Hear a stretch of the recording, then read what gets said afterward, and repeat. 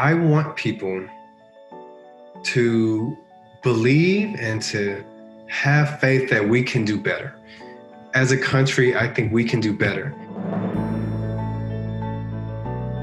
The first thing I remember about joining the military is culture shock. I think everyone experiences that to some degree.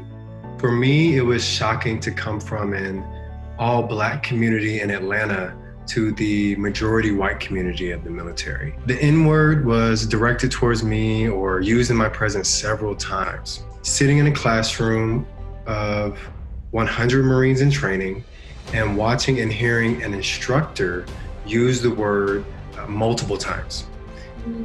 In that moment, I felt something painful and intense and draining, honestly. And that experience undermined the high opinion that I had of Marines and the values that I was supposed to be learning and embodying as a leader. But I think the Marines made me better. I know that the Marines developed me and made me into a more capable person. I knew that I wanted to come back to Atlanta one day, and I joined the Marines to see the world, to learn how to be a leader, and to get skills and experiences that would allow me to give back to my community. One of the biggest lessons I learned in the Marines is that leaders solve problems. Now that I'm out, the problems that I'm trying to solve aren't my platoons or my battalions, but they're my communities or my clients.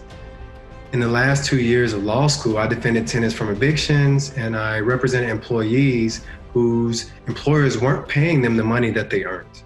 Every one of my clients' problems was a symptom of a much larger, more deeply rooted problem, an American problem. And realizing that, I'm not discouraged, I'm actually inspired to do more. And I'm inspired to work on the big problems in my community. I learned that a lot of the time while people are talking, people aren't really listening, but are thinking about themselves or their own position.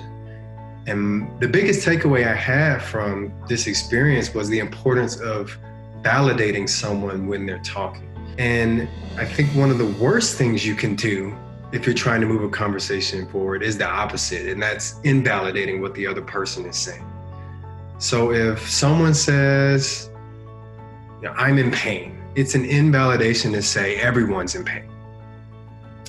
If that happened when you went to the doctor, it would make sense to be upset. It would make sense to think that doctor doesn't care about your pain. Applying that to the ongoing fight and the ongoing conversation about racial equity in this country, if you want things to move forward, then you have to validate.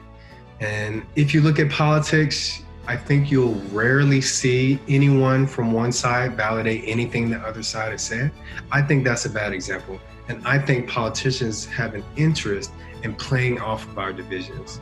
So if we want to be better than our politics and help our country move forward, we have to listen to each other and we have to validate each other.